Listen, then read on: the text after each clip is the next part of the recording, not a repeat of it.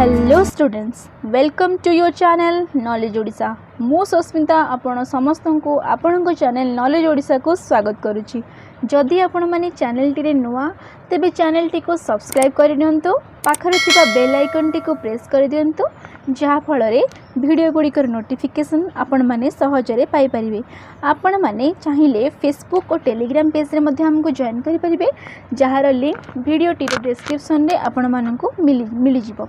तो पिला माने आज आमे अष्टम श्रेणी इतिहासर तृतीय अध्याय इंग्रेज शासनर प्रतिरोध उपरे आलोचना करिबा। तेबे पाठटी उपरे आगो को जानिबा पूर्व वीडियो रे जहा आलोचना करिथिले ताहा आमे संक्षिप्त रे जानि नबा।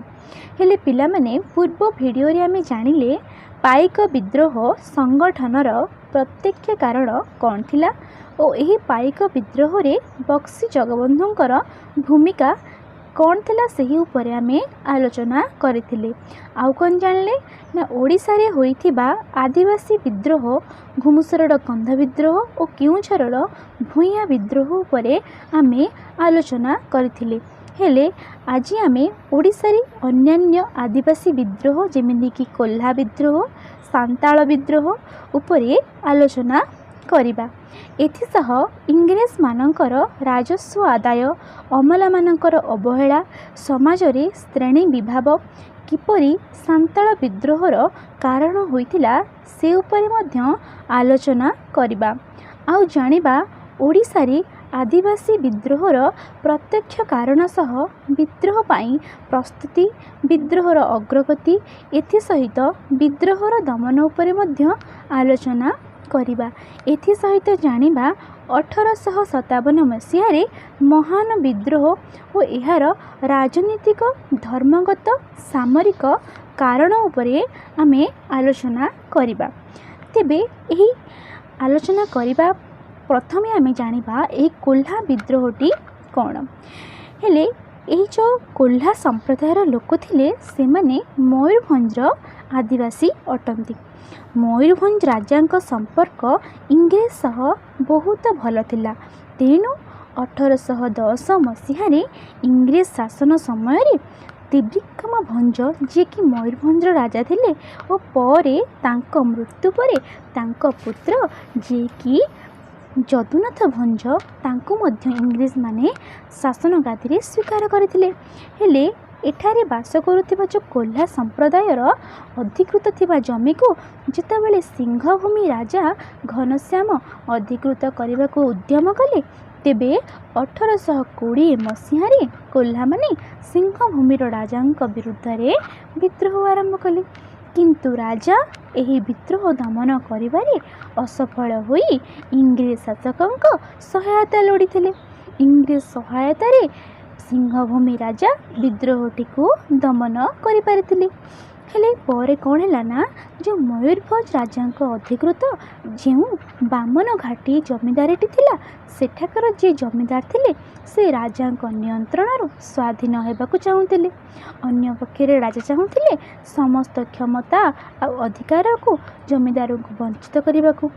फल कौन है यह विवाद रे जमीदार मानू कोल्हा माने पूर्ण समर्थन जणाइथिले। परे परे 1831 मसीह कौन है ना इंग्रेज जो कमिशनर थिले स्टॉकवेल से कौन कले ना राजा और बामन घाटी जमीदार को विवादटी को समाधान करने को से दुई जन को बालेश्वर को डकाइले। मात्र आलोचना रे से विफल हेले और कोल्हा माने पुणी विद्रोह करने आरंभ करदेले। फल कौन है जो स्टॉकवेल थिले से राजा को बल प्रयोग करी विद्रोह दमन करने को निर्देश देले और बंगर जे सरकार थिले थॉमस विल्किंसन से कौन कले ना यही विद्रोहर तदंत करने को तांको निर्देश देले।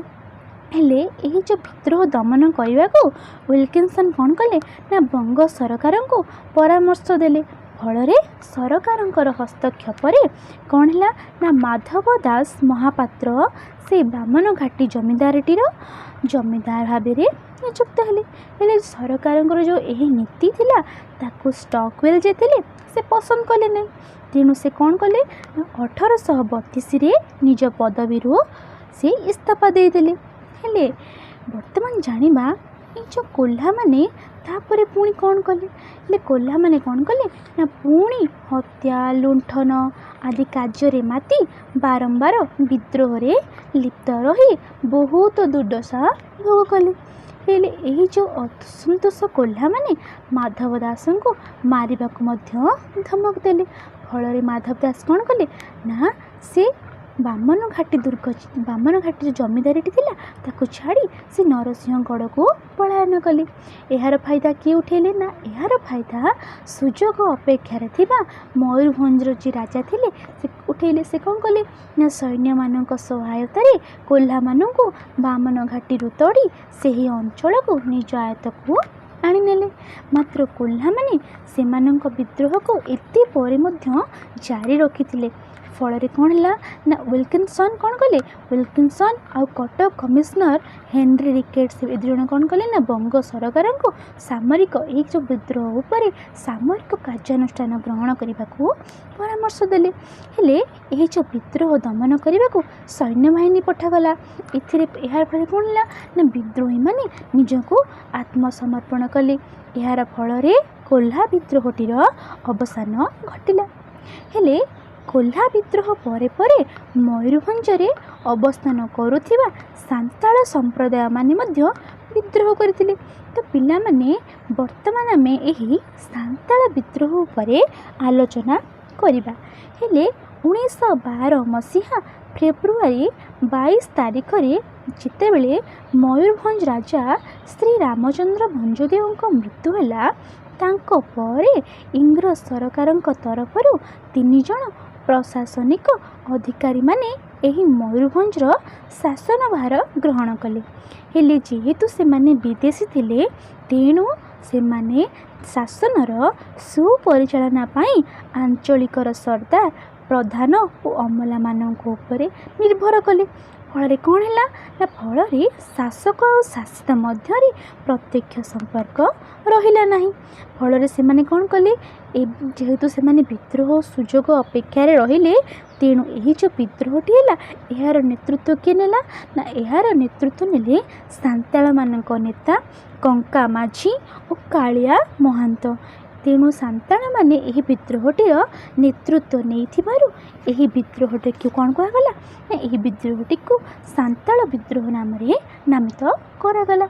ତ ପିଲାମାନେ ବର୍ତ୍ତମାନ ଆମେ ଜାଣିବା ଏ ଯେଉଁ ସାନ୍ତାଳ ବିଦ୍ରୋହଟି ହୋଇଥିଲା ତାହା କେଉଁ କେଉଁ କାରଣ ଯୋଗୁଁ ହୋଇଥିଲା। ପ୍ରଥମତଃ ଆମେ ଜାଣିବା ରାଜସ୍ୱ ଆଦାୟ କିପରି ଏହି ବିଦ୍ରୋହର କାରଣ। ହେଲେ ଭଞ୍ଜ ଶାସନ କାଳରେ କ'ଣ ଥିଲା ନା ଯେଉଁ ରାଜସ୍ୱ ଆଦାୟ ସର୍ଦ୍ଦାର ପ୍ରଧାନ ମୁଖିଆ ଛଟିଆମାନେ କରୁଥିଲେ।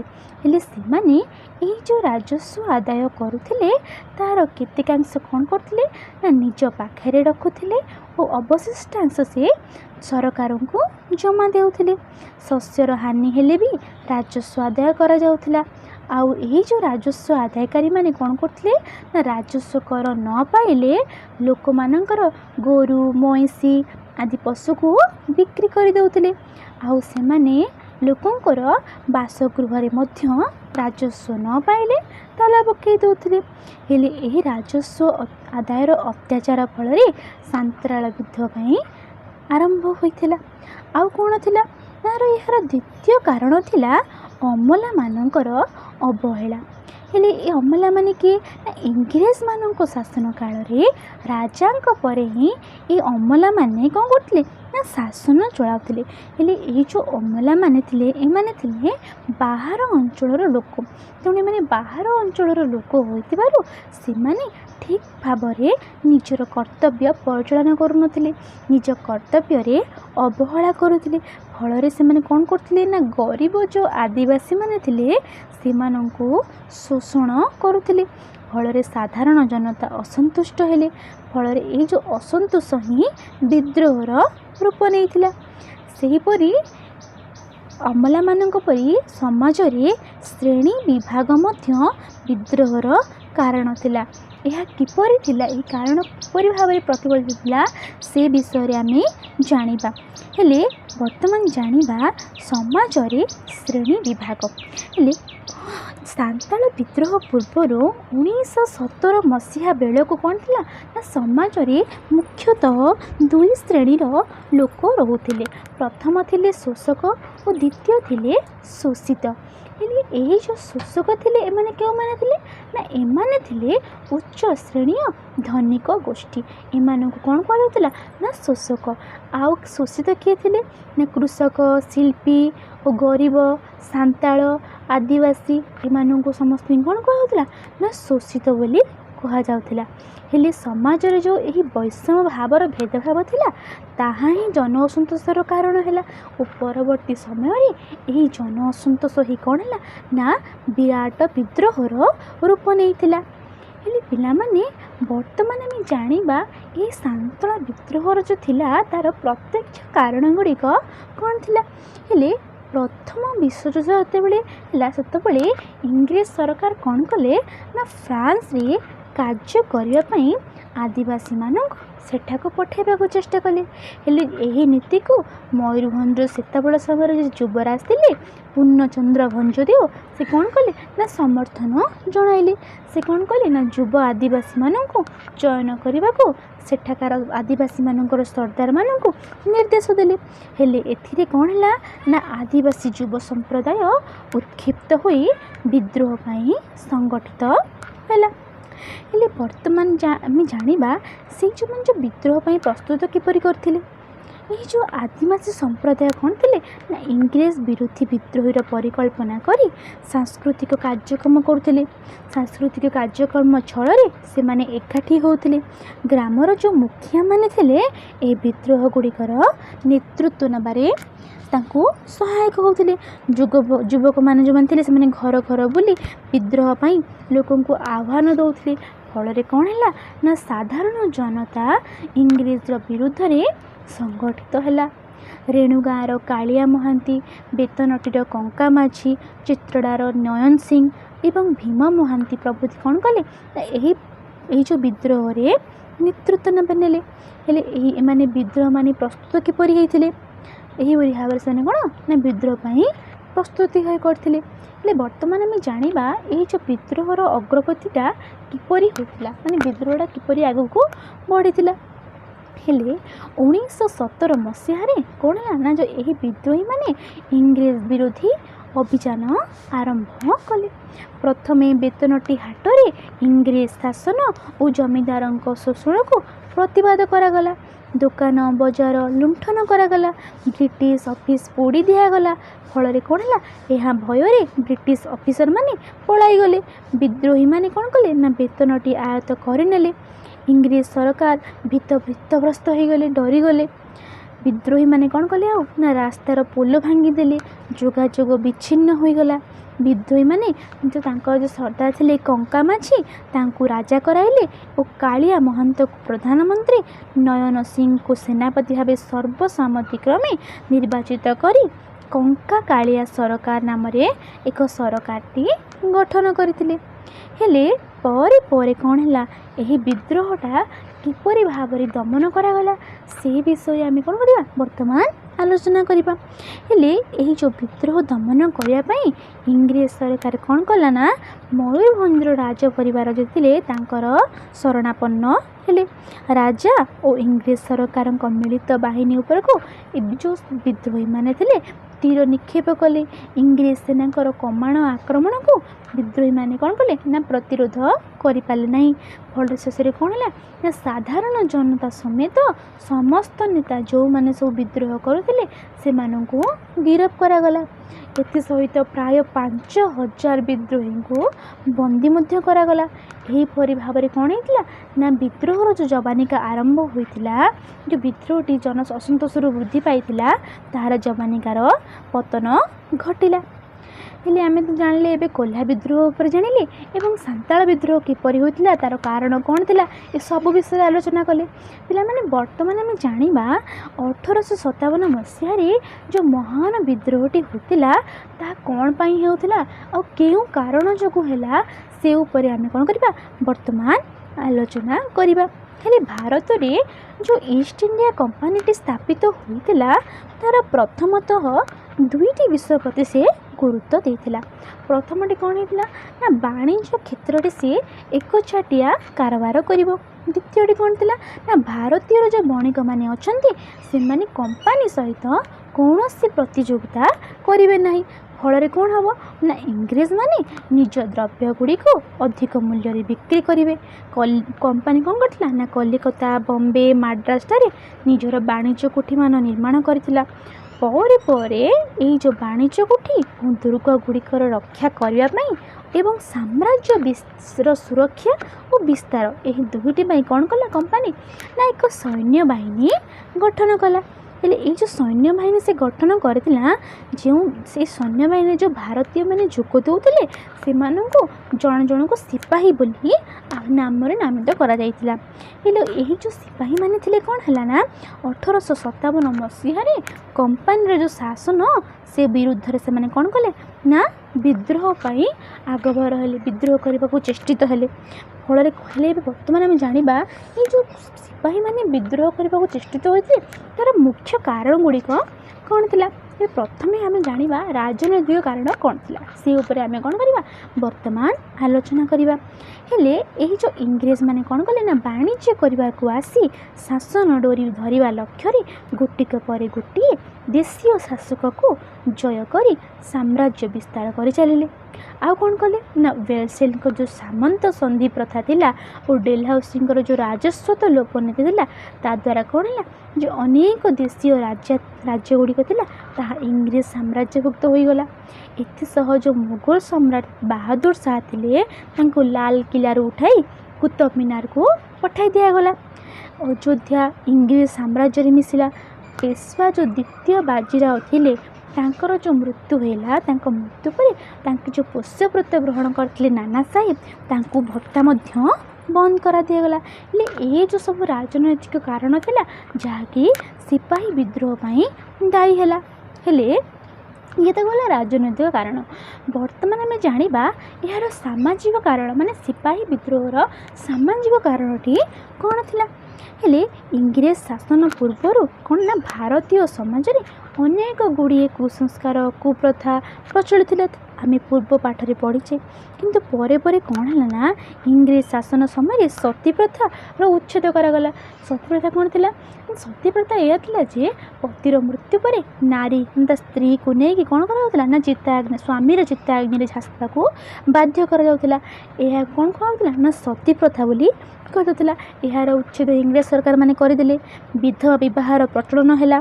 जो मैंने निज धर्म छाड़ी अन्य धर्म को ग्रहण करुले कौन करना पूर्व काल में पैतृक संपत्ति बाछंद बाज्याप्ति किंतु इंग्रेज माने कौन कले ना जो मैंने निज धर्म छाड़ी अन्य धर्म को ग्रहण करेंगे से निजर पैतृक संपत्ति हरई पारे ना बोली गोटे आईन प्रणयन कले।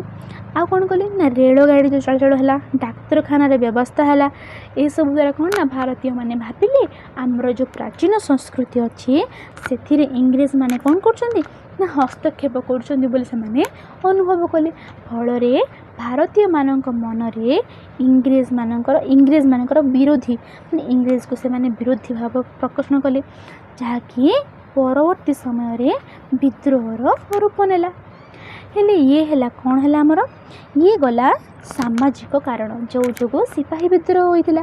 तो पिला माने वर्तमान आम जानिबा धर्म माने धर्म किपरि गोटे विद्रोह को जन्म दे पारे से उपरे आम आलोचना करिबा। तो आम जानिबा सिपाही विद्रोहर धर्मगत कारणटी कौन थिला।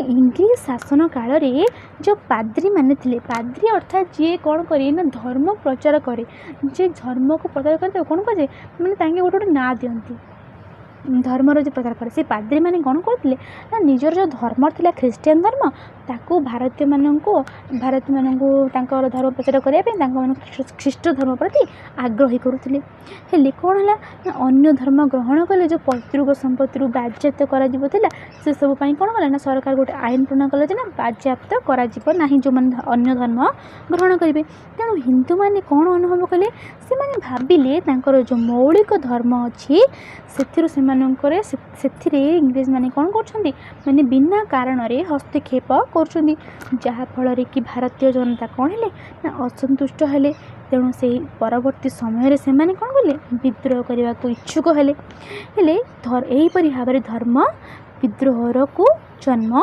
देता पिला माने वर्तमान आम जाना ये जो सिपाही मान द्वारा विद्रोहटी आरंभ होता तार सामरिक कारणटी कौन थी इंग्रेज सैन्य बाहिनी जो भारतीय सैन्य मैंने सिपाही भाव में कार्य करुले से इंग्रेज शासन काल में हीन भाव में देखा से इंग्रेज मैंने कौन करते ना हीन दृष्टि देखुले इंग्रेज से प्रति उत्तम व्यवहार प्रदर्शन करुनथिले यदि कौन दूर स्थान को युद्ध करने पठा जाता तेज से माने यथेष्ट भाव में जो आर्थिक सहायता दि जाऊन जो वेतन था मैंने जहाँ दरमा था स्वल्प था हेले एथि सहित कौन थी ना जो गोरा सैन्य मैंने जो इंग्रेज सैन्य मैंने से कौन नहीं भारतीय सैन्य मान अपेक्षा अधिक सुविधा सुजोग मिलूला हेले फल जो ये भारतीय सिपाही मैंने से कौन अनुभव कले ना सरकार तांकर व्यक्तिगत धर्म विश्वास रे हस्तक्षेप कर किपरि व्यक्तिगत धर्म से ना जो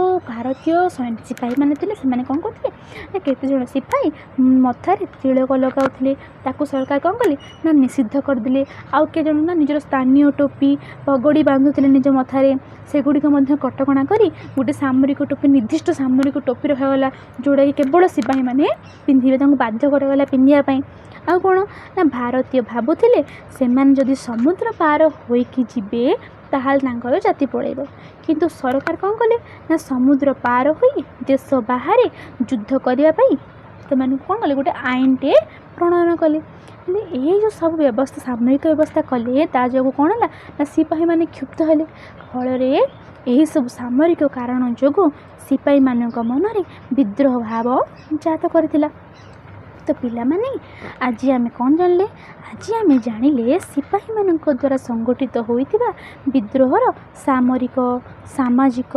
राजनैतिक और धर्मगत कारण पर आलोचना कले एत सहित कौन जानले ना जो आदिवासी कोल्हा विद्रोह और आदिवासी सांताल विद्रोहर कारण उपरे मध्य आलोचना कले यही जो सिपाही विद्रोहर अन्य कारण जो था अर्थनैतिक प्रत्यक्ष कारण ये सब कौन करवा आम आगामी वीडियो रे आलोचना करवा तो पिला माने यही चैनल टी को बहुल मात्रा रे सब्सक्राइब करंतु प्लीज प्लीज वीडियो टी को लाइक और शेयर करंतु जदि किसी भी डाउट अच्छी यही टॉपिक उपरे कि अन्य कौन सी टॉपिक उपरे तेबे हमको कमेंट लिखि जणांतु थैंक्स फॉर वाचिंग धन्यवाद।